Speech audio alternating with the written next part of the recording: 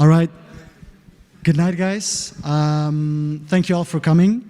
So today we're going to have Edmund Eggins from Ardian Real Estate for our event here at RIAS. So as you guys know, the Real Estate Association is linked to our master's program in real estate at EACP. We have 5 campuses across Europe. And this master's degree really focuses on creating future leaders for the real estate sector. So now the main function of RIAS is to strengthen also the bonds between the corporate world and the students we have, and create a network for people and students who are interested in real estate. So now I'll introduce our speaker of the night. He started his career at Savills. After that, he went on to become a director at Axiare Patrimonia. Then he was director at Colonial. And now he's head of Spain for Ardian Real Estate. So give a big round of applause for our speaker, Edmund Eggins.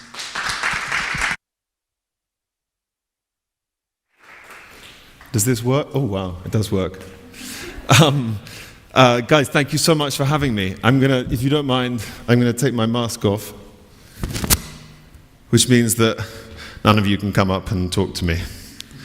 I'd really like to thank all the organizers, especially Claudia, for organizing this and putting up with the fact that I never replied to her emails. She emailed me a few times asking me for a title. And I was like, a title? I don't know, Edmund? And she, by the time, she emailed me like a third time, I didn't reply, or I said, I'll get back to you. And eventually she sent me my title, which I'm very grateful for because it's very professional. I'd never heard of the word geolocalization, but I think it's very cool. I have prepared a few slides on Ardian and what we do in Spain and in other countries, but perhaps you'd be great. Perhaps I'll run you through my career so far, where I've come from, where I'm from, where I studied, what I've been doing up until now, what I do now. And please feel free to stop me at any time, put your hand up, shout, throw something if I'm boring or making too much noise. You know, let's have a chat. So I'm British. I was at school. I was brought up in the UK, in London. I went to school and university in the UK. I studied real estate management at Oxford Brookes, which is one of the specialized real estate courses there are in the UK. You've got Reading, the two sort of top ones are Reading and Brookes. And I graduated in 2008, which was almost as bad a year to graduate in as 2020. It was Lehman Brothers had crashed and the whole world was in meltdown, especially the London property market, which is where I wanted to go and work in when I graduated. The typical graduate schemes they had with CBRE and Savills and JLL, it wasn't that they were reduced, they were just cancelled. CBRE called me the night before my interview to say we're not doing a graduate scheme this year. So it was strange times. So I called a guy at Savills and I said, can you get me in? And he's like, come on. Enough of this scheme thing, online applications. And he said, no, things are really not cool. And I said, well, I speak Spanish, does that help? And he said, well, not really. It's even worse over there. Anyway, cut a long story short, I got a 4-month internship with Savills here in Madrid, okay? And it was quite a strange time. The chair, the table I was sitting at, someone had just been fired the week before, so it was, people were slightly on edge. The market was, was tanking, and the worst was still to come. But that was my foot in the door, And I remember someone said to me, this is your, now it's down to you. I can get you an internship, I can open the door, but now it's down to you. And actually, I remember the guy from the London office wrote to the guy in the Spain office and said, the day he turns up drunk, send him back to London. Okay, he's not my son. There are no favors here. This is the real world, and this is serious stuff. Anyway, so I did turn up drunk quite a lot to the office. I was quite young, and I had a good time. But I also worked a bit, and they kept me on, and I ended up staying at Savills for 5 years. So I think what I sort of take away from that is, you've got to, if I have any advice for you guys, is that especially now, is take what you can get. Don't be too picky. We all want to work for a hedge fund in Mayfair. We all want to, but now is not an easy time, and we've got to be realistic with the opportunities there are out there. And when you do get an opportunity, do your best to stay there and to get it converted into a full-time job. Make them, even if there's not an opening for a full-time job, make them want to keep you on. So anyway, I did a total of 5 years at Savills. I started in the valuations department, which I found really boring, but very good grounding. You can't do anything in real estate if you don't know how to value. You can't be an investment. You can't be an agent. You can't be a fund manager. You can't be an asset manager. You can't be an architect. You can't really do anything in real estate unless you understand the fundamentals behind it and how to value anything. And the advantage of what we were doing at the time is we were valuing for the Spanish banks and for all the big funds coming in and buying massive portfolios, the Goldmans and the Apollos and the Blackstones, and we were valuing everything. So flats, land, offices, shopping centers, gas stations, and you get a proper, I always knew that gas stations were never going to be my calling in life. But you get a wide, it's good to get a wide range of, how do I value what I've got in front of me, And then once you know how to value stuff, then you can say, well, what I really like is this, and move on to your different, whatever it is that you're into, whether it's planning or research or investment or agency. But before you can do any of that, you have to know what the asset in front of you is worth. Okay, so for me, valuation was a great place to start. I spent about 2 years there, and then I moved across to the investment team, the capital markets team. There was very little investment at the time in Spain. There was like 2 deals a year, 3 deals a year. Things were not cool. But I stuck it out, and we did, the few deals that we did, and things started to get better. And then I guess the market started picking up in 2014, 2015, from 2009 to 2013, you had a period where it was, the main activity was these huge global funds buying up bank portfolios, just massive. So you had Lone Star bought the Octopus portfolio, which was a fantastic office-backed portfolio of debt. Caixa, Santander, Banca Madrid, they were all selling to, Apollo, Goldman, Cerberus, Blackstone, all these guys. And then the 2014 saw the launch or the birth of what was known as the SOCIMIs, the REITs. And that helped a lot to bring in more international investment. Spain suddenly became on the map. It was, things had bottomed out. There was, people saw potential or growth to come. So a lot of people started piling in. And I guess the great thing about the SOCIMIs or the REITs, as in other countries, is that you don't have to, you can invest in a market without even being there. You just buy shares. They're very liquid. You can buy, you can sell, you can have some here, you can have some there. And that was the start of another cycle, basically. And I guess after 5 years at Savills, I felt like a change, and I wanted to try the other side. I wanted to try out the buy side. I'd been working as a sell side agent for 4 or 5 years, and I wanted to see what it was like doing the other job.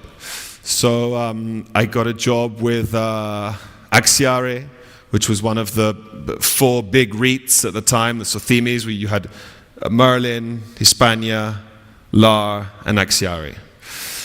And that was in like summer 2015, and we basically spent the next 3 years building up a massive portfolio of, we bought about 50 assets in total, 70% offices, 30% logistics, and it was basically a build-to-core model. Okay, so we would buy offices in Madrid and Barcelona that we believed had further growth potential to be squeezed out of them. Okay, so we're buying in good locations, obsolete buildings, under-rented buildings, buildings that we thought that with an active asset management we could increase their value. Okay, and we did that. And on the side, we had the 30% logistics portfolio, which was mainly income producing. And what that provided us was, whilst we were doing our value add and redeveloping buildings and kicking tenants out and moving things around on the office side without a lot of income, we had the guaranteed cash flow coming in from the logistics assets. Okay, that was kind of the reason behind doing the 30% and 70%. And we had a great time in Axiare. We worked hard. We did a lot of great deals, both acquisitions and lettings, and we built up a portfolio, as I said, of around 50 assets, predominantly offices, also a logistics portfolio. And in Q4 2017, we were taken over by Colonial, okay, which is another huge Spanish property company. You'll all have heard of it. By that, when Axiare launched, Colonial wasn't a Sotheme, but it became a Sotheme around 2016, and it was a hostile takeover. No, a year before they bought a 15% chunk of us, and eventually they launched an OPA, as they call here, to take control of the whole company. And that was a very interesting time because it was a successful transition. Axiare disappeared, it became part of Colonial, and as did I. As did the part of the team from Axiare. We moved across to Colonial, and it was fascinating. We experienced the build-up of, Axiare in a sense was a startup. It was from nothing. It was a blind pool of 300 million to go and buy assets, and then once we spent the money, we raised more money and we grew, and so it was in a sense a startup, and then it was taken over by a big corporate, a much bigger company. Colonial's the second largest REIT in Spain. So what was interesting was to have the sort of startup experience, the transition, to be in the middle of a takeover, and then and then I did 2 years. Once Axiare finished, I did 2 years in Colonial, which is a fantastic company with an extraordinary portfolio of office assets across Madrid, Barcelona, and Paris. And they basically bought Axiare to increase their size and their capacity and their office portfolio. No? And I was at Colonial for 2 years, where I basically was involved in the digestion of the Axiare portfolio into the Colonial portfolio. And when you buy, suddenly 50 assets, there's a lot of, the integration into the portfolio is a serious job. And you've got 50 assets, but some of them are leased, and there are problems with tenants, and tenants want to leave, and tenants want to come, and there are some negotiations going on, and there are some developments going on, and do we change the development? Do we keep going? There was also a logistics portfolio. What are we going to do with this? I remember sitting down with Juanma Ortega, who was my boss at Colonial, and he said, what should we do with? I had a logistics portfolio worth about 350 million euros, and we said, what should we do with the logistics? Shall we have a side business and go and double buy more and maybe create a European platform? Or should we sell it because investors at the end of the day invest in Colonial because we're office specialists and that's what we know how to do. So anyway, we ended up selling it in the summer of, I lose count now, in the summer of 2019 to Prologis. And so late 2019, I got a call from a headhunter who said, we're looking for a guy to Ardian, want to open up real estate in Spain. Would you be interested? And I, very ignorantly, I'd never heard of Ardian. You find that if you work, I've only ever worked in real estate in Spain. Ardian has never existed in real estate in Spain. It hadn't ever come across my horizon. I only had to go online to see that it's the biggest European private equity that manages 100 billion. So my first interview with Ardian, I didn't tell them that I'd never heard of them. And that's up until today. I joined Ardian at the very end of last year to set up their Spanish real estate business. And perhaps I'll run you through a few slides on Ardian just to explain who we are, what we're up to, and if anyone's got any questions on anything, or if anyone's still awake, yeah, there's a few people still awake. If anyone's got any questions, feel free to. That doesn't work. Okay, so as I was saying, Ardian was previously AXA Private Equity, okay? It was the private equity division of AXA, and in 2013 there was a management buyout led by Dominique Sénéquier, our founder and current president or chairwoman, and it was turned into a private casa, okay, a private equity, okay? In 2013, when the buyout was done, they managed 20 billion, and today, end of 2020, we managed just over 100 billion of US dollars. Okay, you can see here the breakdown. Our headquarters is in Paris, and we've got 15 offices around the world. You can see here the breakdown of where that 100 billion is. I like the fact that real estate's at the top.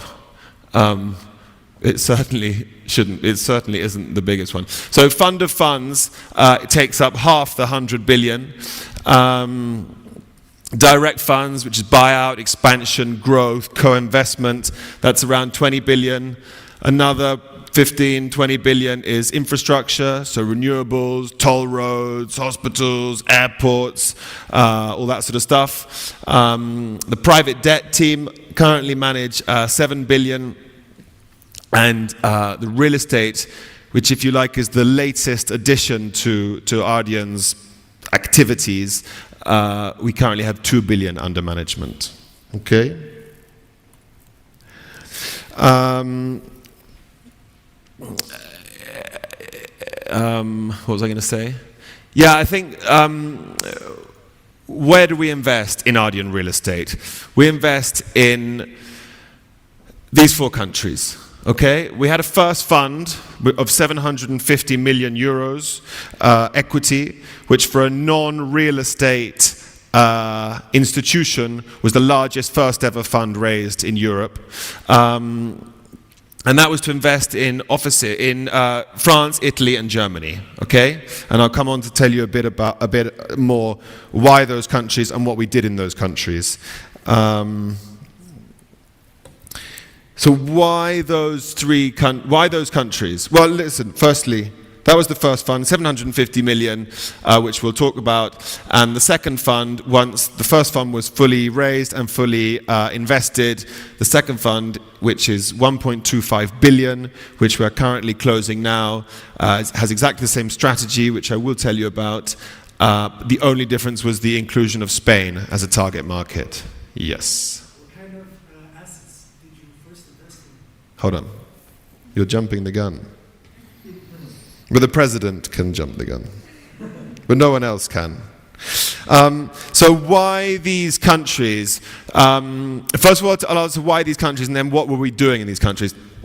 But basically, we targeted, for the first fund, the 3 major Eurozone countries. And for the second fund, we included the 4th major Eurozone countries, okay? And you can see here, these are all our target markets. They're the biggest Eurozone cities, and they're the 4 most populated countries in Eurozone, okay?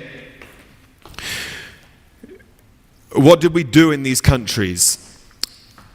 We identified, and not because we're cleverer than anybody else, because everyone has identified it. Anyone else who's investing in the same stuff that we're investing in has identified it. But we identified a lack of grade A office space in the tier 1 cities in these countries. When I say we identified, I wasn't even there. But we did it, we all identified it. But funnily enough, you'll see as we go along that the strategy and the business model behind Ardian is very similar to what we did at Axiari, okay? At the end of the day in Axiari, we were trying to reposition crappy assets into grade A assets because we knew they'd be well received by tenants and well received by potential purchasers, okay? It's exactly the same as what we're doing here at Ardian. Our target cities have a low stock of grade A space, okay? Only 7% of Barcelona's office stock is grade A space, whereas 87% of London's office market is grade A space, which means that it's in a different point of the cycle, London. It's not to say you can't still make money there, but there's no requirement like there is here for these top office buildings, okay? And maybe as you walk around Madrid you think, oh, but there are some quite nice office buildings, but there aren't that many. If you walk around London, there are hundreds of amazing, beautiful, huge, fantastic, impressive grade A office buildings, okay? So the idea in these cities is that if we create, I can't believe, grade A office buildings, we will lease them to good tenants at good rents, and then there will be strong demand from final buyers, okay? So we're doing what we call build to core, okay?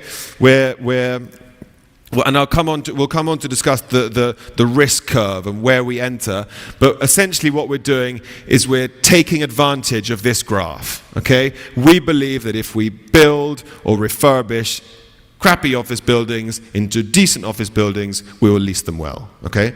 To give you an example, Madrid has I think it's a 2% grade A vacancy rate. Barcelona in 22@ has a 0.4% vacancy rate for grade A buildings. Now, okay, there's a lot of new development coming up in Barcelona. You can't argue that. But you can't argue with the fact that today there are very few decent office space. Now, maybe there's also very few decent tenant demand. That's another question. But there is a big lack of supply. Okay? Does that answer your question? Yeah.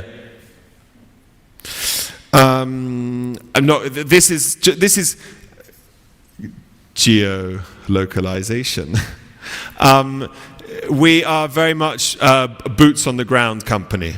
Okay, you have a lot of funds, and it's not to say one is better, one is worse. You have a lot of funds that you have the guys sitting in Texas or London or Paris, and they invest from there in other markets. Whenever we invest in other markets, it's with what we call boots on the ground, okay? So this is our Italian team, this is our French team, Germans, and the Spanish team, okay? This is our senior management team. As I said, real estate didn't exist in Ardian until 2016, so this was created out of nothing. Okay, so Stéphanie Ben-Simon came from head of Europe for Invesco. Bernd was head of Germany at Shaftesbury. Rodolfo Pedrosino had been at Prelios and Morgan Stanley, and Olivier Piani, our senior advisor, is the ex-CEO of Allianz and the real estate, and before that he was the CEO of GE Capital Real Estate. So as I was saying, we have a multi-local team. Wherever we invest, we have boots on the ground. Why? I think it's pretty self-explanatory. You know, you're there, you know the market, you know the people, you can go and visit a building in a day's, you know, it's just a totally different game, okay? How do we create value and provide the returns that we offer to our investors? We create value by two ways: Capex and leasing. Okay? We either buy something very under-rented and increase the rent, or we buy something vacant, refurbish it, whether that's a major refurbishment or just a bit of lipstick. But at the end of the day, what we're trying to do is increase the net operating income on the assets we buy. We don't care if they're vacant when we buy them. We don't care if they're fully leased, half leased, 25% leased. What we need is at some point during the life of that building in our hands to be able to add value to it. Okay? Which brings us on to this. So these, if you like, are the four, and I'm probably telling you stuff that you already know much better than me. But basically, if you split real estate investment into four different verticals, no? You've got core, core plus, value add, opportunistic. Core, obviously, buying long-term income, grade A asset, decent location. Core plus, you're going up the risk curve. It's likely to have some income on it. It's likely to be under rented. Probably a little bit of refurbishment work to be done, but nothing major. Value add, major refurbishment, got no income on it. Risk is going up, and opportunistic is obviously, you know, buying land speculatively. Okay, and we position ourselves in these middle two. Okay. We can do core plus and value add deals, all right? We can't hit our returns with core assets, and we're not looking for opportunistic returns, okay? So we're not, as they say in Spanish, we're not trying to reinvent the wheel, okay? We stick in our two, which is quite a broad spectrum. You know, within core plus and value add, you can do quite a lot of stuff, okay?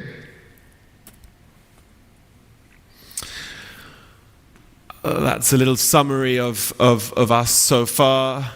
We're 18 investment professionals plus support staff, taking us to 32.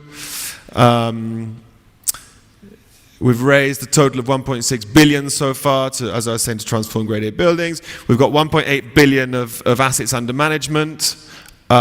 We finance all of our deals at a maximum of 50%. Okay, we're trying to add value here without doing stuff to the properties, to the assets, not, you know, pumping up steroiding the finance. Okay, that's not our play. We're very selective. We've looked at over 400 deals in the past 3 years and done 16 deals. We know what we're looking for, and that's what we want to do.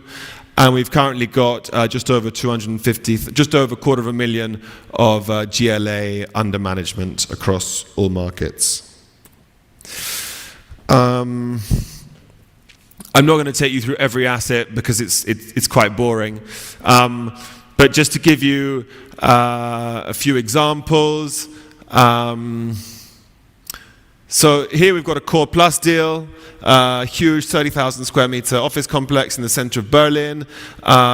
We bought it on a 85% vacancy, on low rents. We've pushed the rents up. We've pushed the contract leases up. We've pushed the occupancy up to 100%. We haven't done a lot of work to the building, but we've improved the common areas with what we could, and we'll bring that to the market soon. Rio and Renaissance are two major redevelopments in the heart of Paris' CBD. We bought them vacant, and we're carrying out, as I was saying, a major redevelopment on both. We've just pre-let 50% of this. Renaissance has ground floor and first floor retail units, and the rest is all offices. We bought this obsolete building in Rome, huge 20,000 square meter building, which I went to see a few weeks ago, and we're going to do a major refurbishment, redevelopment, put in about 20 million with the idea to lease to a single tenant. To give you an idea, Via Veneto in Rome is one of the top streets. Maybe run you through a few of the deals that we've exited and what we did between buying and selling. Europa in Paris. This is a 25,000 square meter office complex in Levallois. We bought it from a state media company with a year contract. As part of the deal, they left after a year while we were preparing our project. We put in 50 million euros of Capex to redevelop it. We leased it to WPP, the global what do you call it? Publishing house or branding agency. And once we'd signed the lease to WPP, we sold it to Amundi as a core investment. Okay, and it's a perfect example of what we're trying to do. It's always better next time, if you invite me back. I'll put a photo. It's interesting to put a photo of before and after. This looks really cool and sexy, but the building before was hideous. You'll just have to trust me on that one. But it's a perfect example of what we're doing. We're buying an obsolete building, but with good fundamentals. Okay, so the metro station is just outside the building. It's got very good floor plates. It's got very good floor to ceiling height. It's a corner building. It's very visible. It's got good levels of natural light. We always say that those are the sort of key things for us.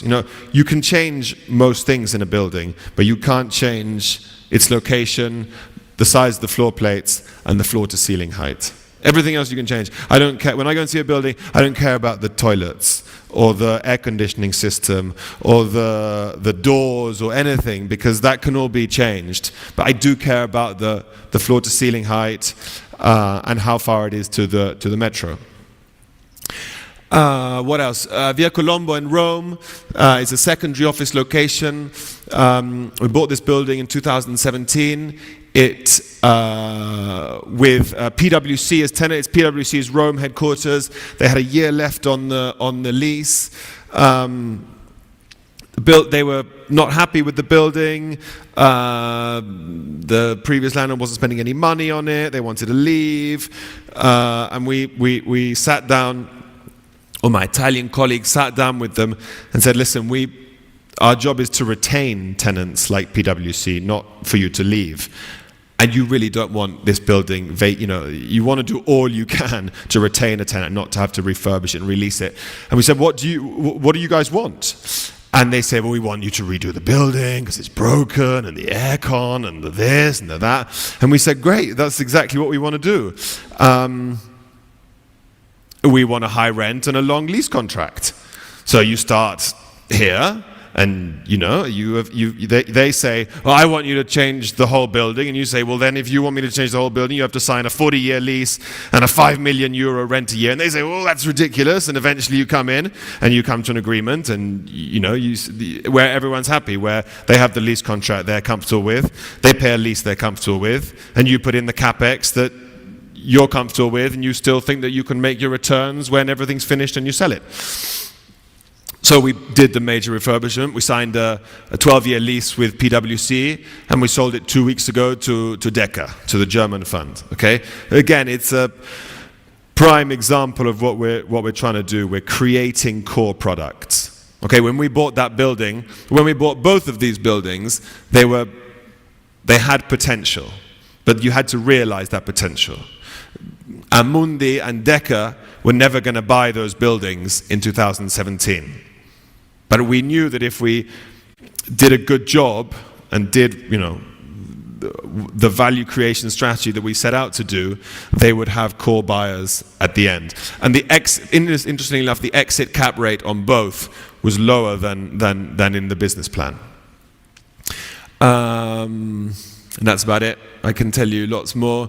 Napoleon, we bought this. Again, that's a picture of what it will look like. We bought that a couple of years ago. It's a building again in the CBD of Paris, and we just sold it to the pension fund of the French pilots. Also, pension fund of the French aviation workers as their headquarters.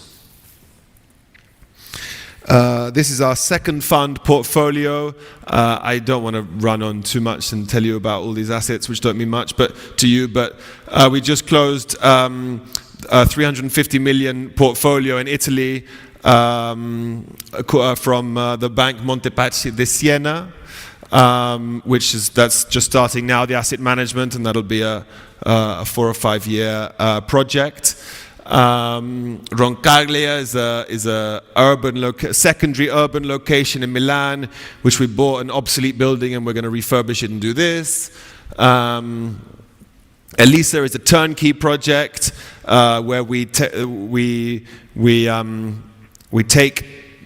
the building when it's fully. We've bought it from the developer and we take it once it's finished. Okay, so here we're just assuming the leasing risk. All right. And again, Fidia is a major redevelopment which we bought from Generali at the end of last year, and Temple's a redevelopment in Paris.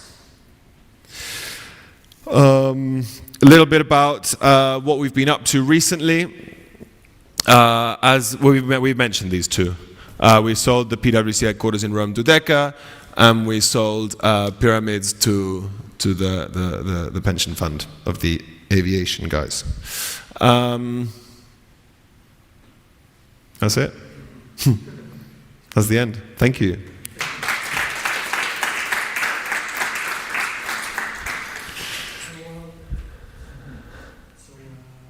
I guess we'll right now go into questions. Does anybody want to start off?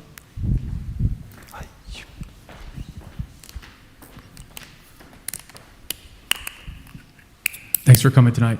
My question has to do with your carried interest. Do you follow a typical 2 and 20 model, or do you negotiate your carried interest depending on the asset and the deal? The carried interest of the team? Yes, like the participation of Ardian in the exits. Ardian is an investor in each of its funds, as are the team.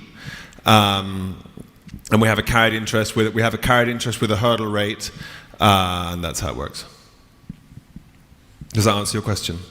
Yeah, so you're the only investor. There's no outside investor? Oh, in these deals? Yes. In pretty much all of them, we're the only investor. In, for example, Europa, we were battling it out with LaSalle Investment Management to buy it. And we basically realized we were just both pumping up the price. So we spoke to each other and said, hey, why don't we do a 50-50 JV? Which is what we did. And it was 50-50 split down the line, everything. Which we can do. We can also do co-investment with our LPs, with our investors in the fund. If we have a deal and we take it to our LPs and say, look, we're looking to buy this, to do this deal in Madrid. Would you be interested in a participation? And we can also do in MPS, for example, another asset manager has put in a chunk of equity with a preferred return, which means we're putting less equity. We've got less equity exposure to the deal. We've got a minority partner. We're quite flexible. We're a private casa. We're not sort of tied by our hands and knees. We can be flexible as long as it what makes sense for us and for our investors. All right, and so considering all your assets are focused on offices, how is business right now considering the whole COVID and the uncertainty about offices? Because, for example, we had... Does anyone else have any other questions? Yeah, it's the big question at the moment, isn't it? The future of offices. Is teleworking what damage is it gonna do to the office sector? It's undeniable that there's gonna be an effect of COVID and teleworking and the hit to the economy that this is having. It's undeniable that there's going to be an effect on the office market and on the office take-up. But what I think, and recent deals in the market, certainly in Spain, have showed is that decent assets in decent locations will always prosper. The rents might dip a little bit, but they'll be much less hard hit than secondary areas and secondary assets. So now is not a time where I would want to have a secondary office portfolio of grade B buildings in secondary locations. But if you look at the recent big deals take Madrid for example, ING have gone to a brand new complex built by Hispania with a Fenwick development. L'Oreal have moved their headquarters to another Fenwick development at the end of Calle Alcalá, brand new development. Accenture so those deals were 30,000 square meters and then I think 15,000 square meters. Accenture have just taken 10,000 square meters on Castellana from Merlin's landmark, trophy asset on Castellana. So I think what tenants are saying, the message that I take away from that is that tenants can't mess around now with the quality of office space and with their employees' health and well-being. You've got to go. All big corporate, 5-10 years ago, big corporations didn't even have a real estate team. It was the CFO went out and looked for the offices, and the HR people helped him. Now there's a any big company's got a facilities team, a real estate team, and they're very professional and they know what they're talking about. And especially if you take Madrid or Barcelona as an example, the difference in rent between a top building and an average building is actually not that significant. Whereas the importance of being able to say that my employees are in a safe, healthy environment is critical these days. So I think COVID has probably accelerated that requirement for top quality space. When you carry out refurbishment works, how important is sustainability for the whole process? Very, very. And again, at the end of the day, we are governed or guided by what tenants require. We do to our buildings what we believe tenants are going to want. Okay, so gym, bicycles, outdoor areas, terraces. We're trying to give tenants what they want. Tenants, it's now imperative. There's no oh yeah, are you doing it or not? All of our buildings are certified. We have a rigorous ESG system. All of our buildings are either LEED or BREEAM certified, and I think we have a responsibility. We're a relatively small landlord. We own 20 assets, but everyone has a responsibility. At the end of the day, these buildings consume, and the greener we can make them, the better. So that is very important and is only going to become more and more important. Yeah. While refurnishing the apartment, do you have any partnership with are you partnering up with contractors or for Palace? You have different assets. Is it the same contractor that? Or is it the same contractor on each one?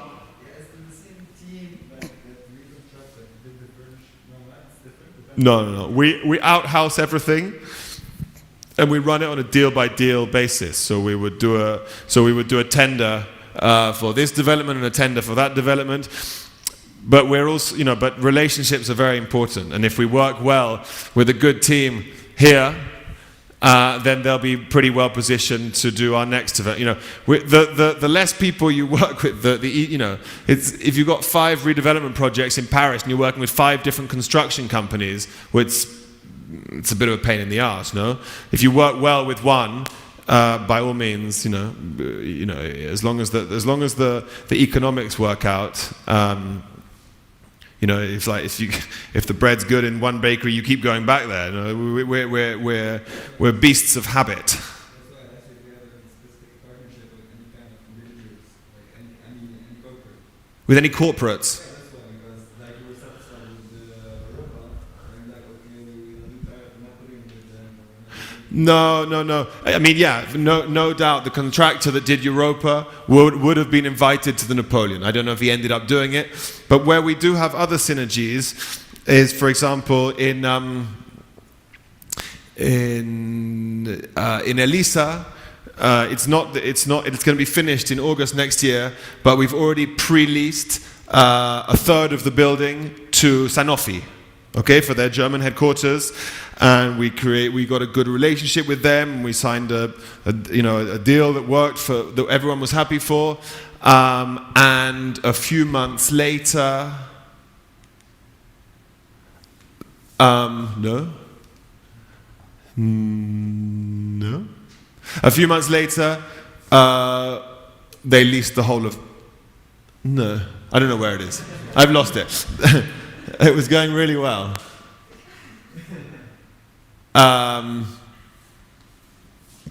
Here, a few weeks later, they leased 100% of this building from us. Okay?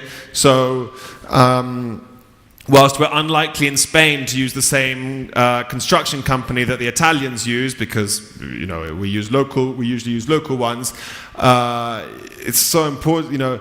Relationships are so important. If you get a good vibe with Sanofi and you do a good deal with them and they're happy and they say, oh, by the way, we're looking for a new headquarters in Paris. The likelihood of that happening is very unlikely. And interestingly enough, and now I will get the right one. So they took 30% of one of our German assets, 100% of one of our French assets, and they're currently looking at this.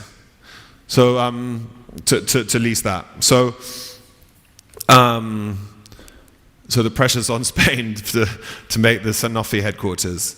But yeah, very much. There's a lot of traction across the different teams, and whilst we don't use the same construction teams, we definitely use So I have another question, maybe two. When it comes to do the Capex, how do you estimate the needed Capex, and what's the method of estimating, and when do you implement it? Since you buy the asset, or once you get the tenant, or? When do I implement the Capex? So first of all, how do we estimate it, and secondly, how do we implement it?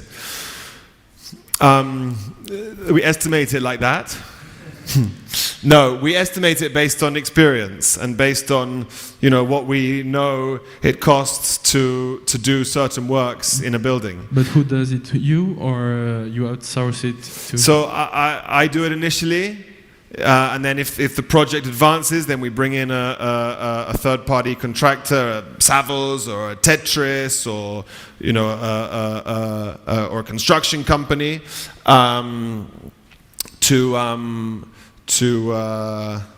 to give us a breakdown of what it'll cost. And when do we implement it? It depends on the asset, depends on the transaction.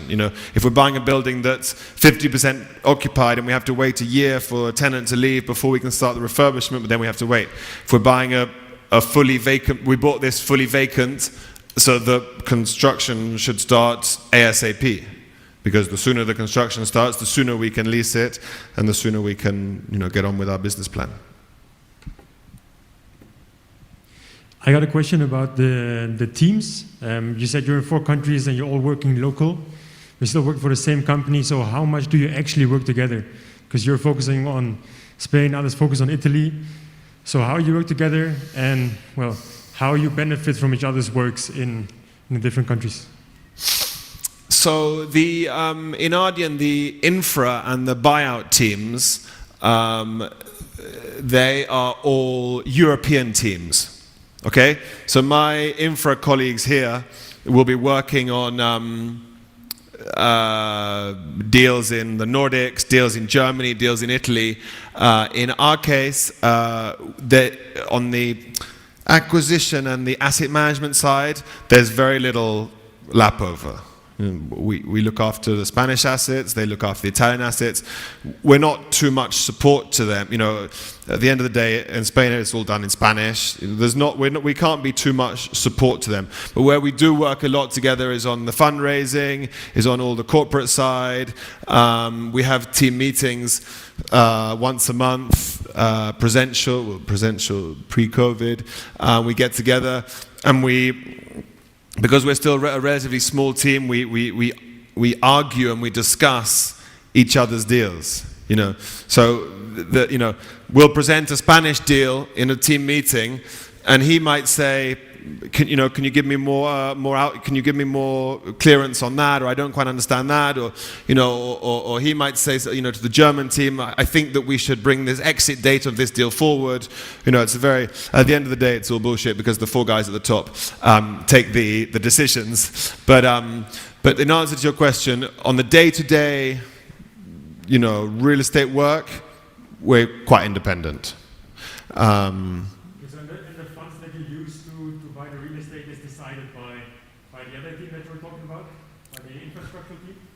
No, so we have, to do a deal, we have, if you like, 2 approval phases.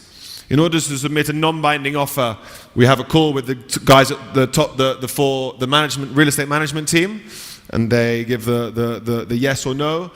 And then for a binding offer, we present to the investment committee, which is the executive committee of Ardian, which is the head of infra, head of buyout, head of this, the head of, but who of course are not real estate specialists. But generally, if things have got that far, it's for a reason. That if it's got past the filter of the top 4 guys at the top, there has to be a really good reason. Or put it this way, a deal has never got there and fallen, because it falls before. Okay? Okay, I actually have a question. The portfolios you've shown are office. Are you considering branching out into other sectors? And the second question, if you were, and I hope that doesn't happen, but say the office industry just collapses, how would you turn an office portfolio into something else? Okay. So yeah, we're always looking at, the fund we're investing at the moment is an office fund, but we're always looking at we're always looking at other geographies. We're always looking at other sectors. We're already on our second fund in 3 years. We decided at the beginning, or they decided at the beginning, to do offices, and we're still doing offices. We constantly think about, will the next fund be offices? Will it be mixed? Will it be Europe? Will it be the US? Will it be bigger? Will we do another fund, or will we buy a platform? We're constantly thinking about, how are we going to grow? We're in our early days. Ardian Real Estate, we're on our second fund. How do you think you're going to grow? Or is that confidential?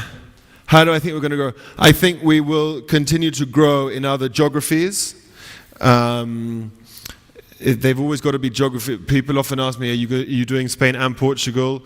The answer is no. It's quite a small market, Portugal. When you're trying to invest $1 billion fund, there's not actually that much stock there. I don't know, maybe the UK, maybe the US. It depends. It's not a static. We might take a decision today, and in 6 months change it. And what other sectors? That is a good question. I think the whole student area is very interesting. There are always going to be, well, I hope, students, and they're always going to need accommodation. I think the whole healthcare sector is interesting, not just hospitals and clinics, but also retirement living, which is a market that is huge in England and doesn't really exist here. And I suspect it won't be like that for very long. And if the office portfolio, nightclubs, I don't know, bowling alleys. That's a good question. What would we do if the office sector died overnight with these buildings? I guess some you could turn into. Let's have a look. That could be a hotel. We've already had interest from 5-star operators to turn that into a hotel. That could be luxury residential. That would be ground floor retail and luxury residential. Well, I think we would convert them. Yeah, and it sounds very easy standing up here on the stage. It's not that easy, There's that has an office use. You can't just, But I think we would convert it into whatever in that asset, in that market, was the most appropriate option. No. So you would invest the money to do that reconversion, not change the use again? Well, we would have to, if offices. Yeah, I mean, what we're not going to do is leave an obsolete building. We have to reinvent ourselves. But I think what that comes back to is what I was talking about earlier, is the fundamentals of the assets we buy. So all of these assets are in good locations. Okay, so if the office market fell out the sky, you've got a 20,000 square meter building on Via Veneto. So maybe as a hotel you wouldn't get the same returns, but it's got another. And do you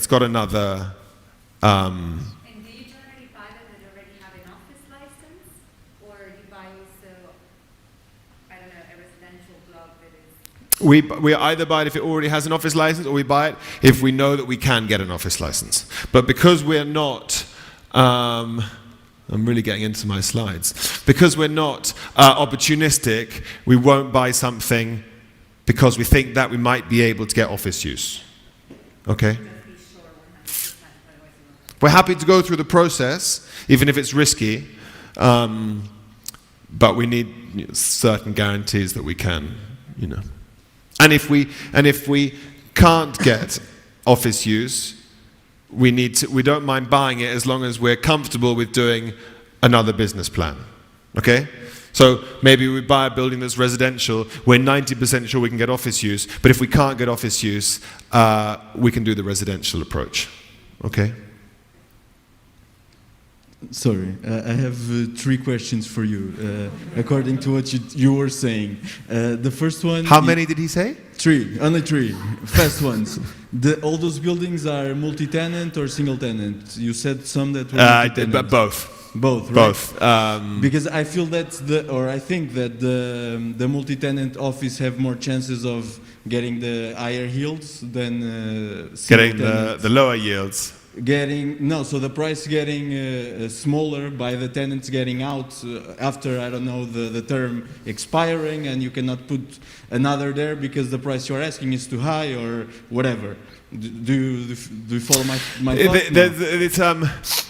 I'm going to answer each question at a time, because otherwise you'll answer 3 questions and I'll forget about each one. So it's the constant argument of single-tenant, multi-tenant. All right. And there's no right or wrong. A single-tenant... Depends on each case. It depends on each case. Of course. Single-tenant, you've got a headquarter building, the exit is... You've got a great tenant. It's not easy for him to find another building like that. You know that you're going to sell it to a very core investor because it's one tenant. It's probably a good tenant. On the other hand, you've got all your eggs in one basket, no? And if that tenant goes belly up, then you're But you also have in trouble. enough. You also have a space total vacant, and supposedly it's huge because if it's one single tenant, Exactly. and there is not a lot of supply for those tenants to. Exactly. That's why you were saying Accenture and so on moved on. In Portugal, they also moved on, as they probably have done multinationally. And second point was, of course, you are welcome if you want to come to Portugal. I have products for you. I would love to go to Portugal. But going to the second point to which I wanted to go was the more alternative investments, as you were saying, health care and also student residents, PRSs, those kind of portfolios.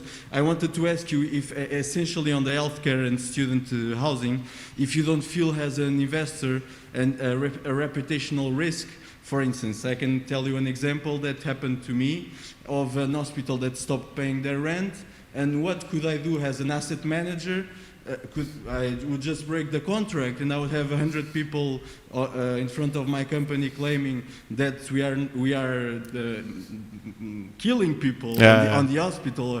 You know what I mean? So, what's your perspective on it? I mean, on the students, the same, because if you have, I don't know. Anyone who can afford the student accommodation prices in Spain can fucking pay the rents, whatever happens.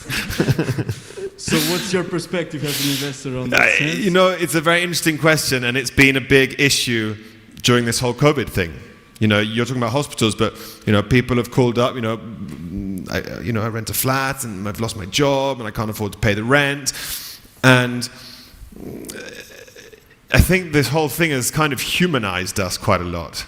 You know, there was a big scandal in the UK, but I think it was called the Nightingale Centre. There was a huge, like IFEMA arena, which was converted into beds, and then it transpired that it was owned by a fund, and they were charging rent to the government, to turn it into beds, and there was a huge thing in the papers, and it ended up being, they didn't charge anything. I think, again, like we were saying, it's all on a case-by-case basis. You know, you're obviously not going to kick a hospital out of the building. What I'm trying to say is that right now I'm more skeptical. Thank you, of investing in one of those assets because I've already got experience before, you know. Now, if you want to put a property on the market for rental, you usually get out an insurance. It's worth it, like economically. But right now they're. We have a small property that we're trying to rent out, and we are told just get the insurance, and if the tenant doesn't cover the rent, the insurance won't cover the rent. The thing is that the courts in Portugal at least don't work that fast as in UK, you know. So you need to also manage that part. No, but I think I think at the end of the day, negotiations always come down to two human beings. No, you can be Ardian or Sanofi or Sanitas, hospital, whatever. But at the end of the day, it comes down to human reason. No, I was talking to a friend in real estate the other day, and he said, all my tenants have called up and said, oh, COVID, I can't pay the rent, and he's like, well, what about my, for example, a lot of our investors are pension funds, so you think, they got, they're fine, they don't need to be paid the rent. But I've got, it all looks very smart here, but behind the scenes, there are people with their, there are pensioners. So it's all on a, it's a cycle. The guy who calls up and says, I'm not paying the rent, my business is going terribly. I was like, well, my business is renting office space. If you all call me up and say that, then my business is going to go terrible as well. So let's sit down and let's be human about this. Of course your business is going badly. So again, you have to sit down and have a humane conversation. And I think it's been a very, very difficult period, it has been for landlords. What do I do? If you squeeze him too hard, he's going to go bust, and you're going to have an empty, shop or office, and nobody wants that. So it's about coming to an agreement, But landlords are not charities. You know, oh, they can afford, oh, Colonial, they can afford it. No, no, no. You know, Colonial has shareholders, and, you know, some of them live off the dividend. So, again, it's a case-by-case basis. So third question, in the logistics, do you think we are going to improve in terms of, as you were saying, the high ceiling or having drones inside? Sure. Because at least in Portugal, I got super disappointed with the conditions of because it was a not sexy market at all. So nowadays, I feel that can get some power on it. I don't know. No, I think I think the whole of real estate is undergoing a huge transformation and is going to continue to undergo a huge transformation. You know, if you think, you know, logistics is like the cool thing at the moment, no, but we're going to see drones. I don't think there'll be anyone working in logistics units in the next few years. You know, in China, there's not a single person in a logistics unit. There are 4-tiered things. There's drones and there's machines running around. I'm not saying that's necessarily a good or a bad thing, but I think real estate in general is undergoing a huge process of transformation and is going to continue to undergo a huge transformation. You know, you can now do everything on your phone. That's just going to, you know, continue. And they won't have any need for people like me and you guys. It'll all be done by machines and drones, and we'll be out of a job. You and me and everyone. Yeah, so I only have 4 questions. No, no, maybe I was just wondering, so you've been in Madrid, as I understand, just over a year now, or you've worked at Adrian since 2019? No, I've been in Spain for 11 years. Okay, but you worked for this company for over a year, was it? Yeah, just under a year, yeah. Okay, yes, maybe could you just say a bit about your learnings, your experience at this new company, and anything maybe useful you can let us know. Share with you guys. It's a French company, so I'm having French lessons. I think it's always important to be able to speak your boss's language.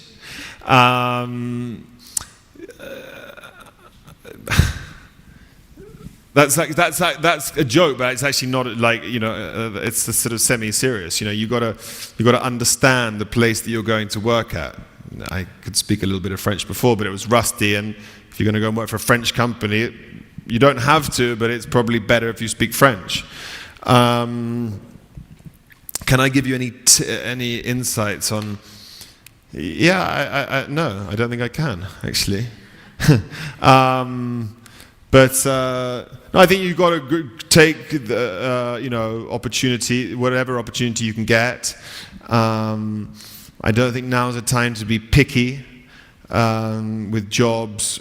Or I also think it's time to be imaginative, you know, just because you're going to, the job that you do after this might not be what you had in mind before, but the world's changed.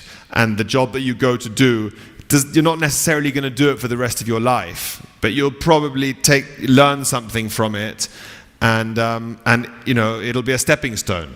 You know, we're much more employable when we're employed, I think. I don't know if that answers your question.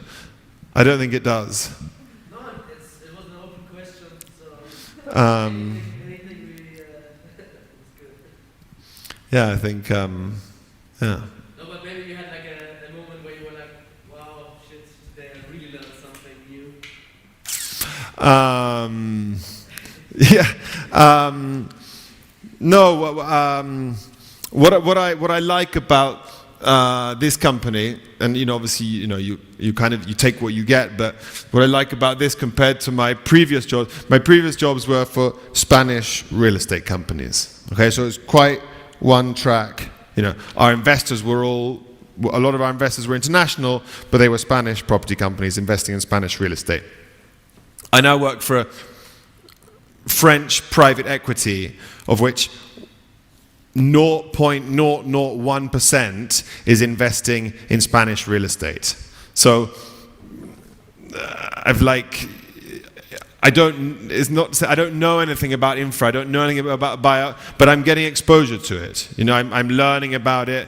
You know, I'm traveling a lot. I was in South Korea and Taiwan at the beginning of the year doing fundraising. So I think that's maybe the difference between where I was before and where I am now. Is before it was a very one track, which doesn't mean it was great, but this is I'm a small part of a much bigger empire, if you like. And I think it's all about, personal, whatever, suits each individual better. All right, I think we'll leave it at that.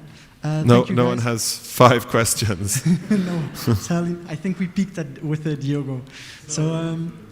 No, I enjoyed them. I love a good question. So I want to thank you guys for coming. I want to thank BNP Paribas for making this possible. I want to thank you especially for coming tonight and giving us some insights. And I brought a gift for you, and I think we will end with a large applause for our speaker. Thank you very much. Thanks. Thank you.